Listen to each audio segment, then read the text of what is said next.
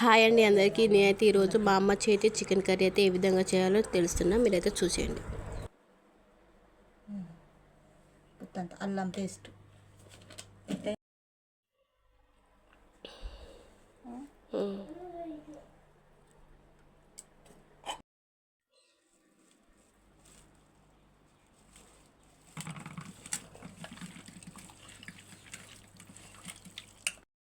అమ్మ ఇప్పుడు ఈ చికెన్లో ఏమేమి వేసినావు?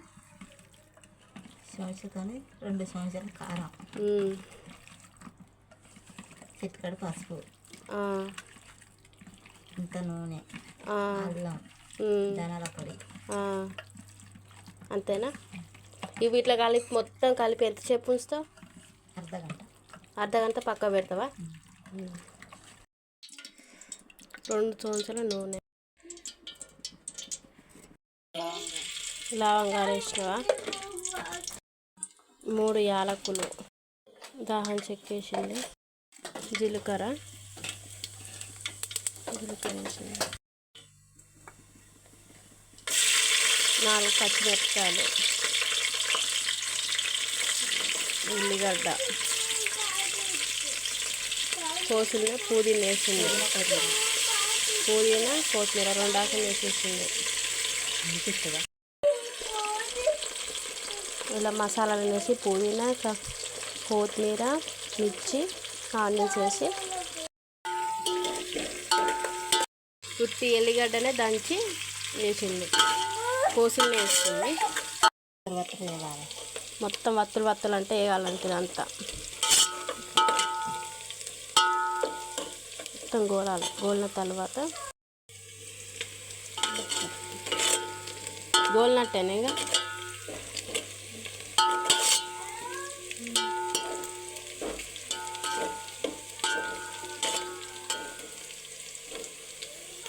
ఎర్రగా గోలిన తర్వాత చిటికెడు పసుపు వేసింది.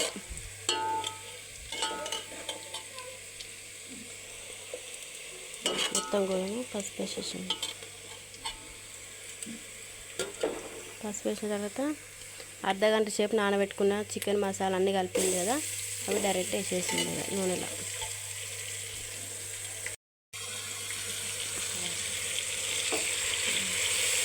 మసాలా మాత్రం పక్క అర్ధగంట సేపు కలిపి పక్కన పెట్టుకోవాలి, బాగుంటుందంట.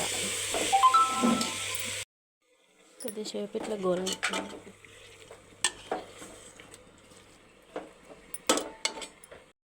ఇట్లా మొత్తం కలబెట్టేసింది. కలబెట్టిన తర్వాత ఒక ప్లేట్ పెట్టి దీని మీద అయితే ఏసరు పెట్టింది. ఈ ఏసరు పెట్టి ఫుల్లే పెట్టింది. ఫుల్ పెట్టి ఇట్లా ఎంతసేపు ఉంచుతావా అమ్మ?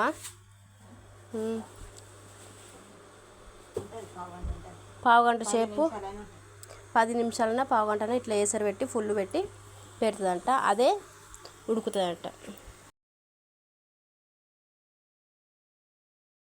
10 నిమిషాల తర్వాత మూత తీసింది.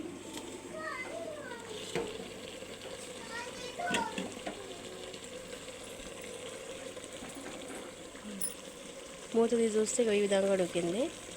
దీన్ని ఈ విధంగా గంటతో కాకుండా చేతితోటి ఇట్లా పెట్టి ఇట్లా అంటే బాగా కలిపినట్టు అవుతుందంట. కలిపేసి మళ్ళీ ఏసరు పెడుతుంది. మళ్ళీ దీని మీద మళ్ళీ ఏసరు పెట్టింది. మళ్ళీ కొంచెం చికెన్ మసాలా పౌడర్ అయితే వేసింది మా అమ్మ. వేసిన తర్వాత అదే విధంగా కలబెడుతుంది.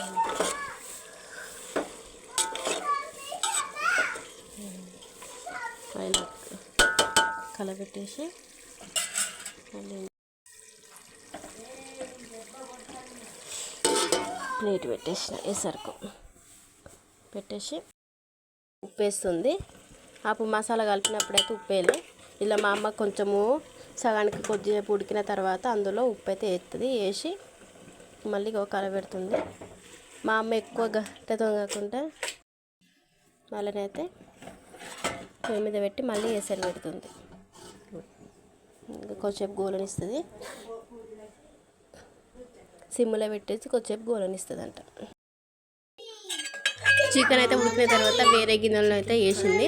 వేసిన తర్వాత వేడి వేడి చికెన్ చాలా అంటే చాలా బాగుంది.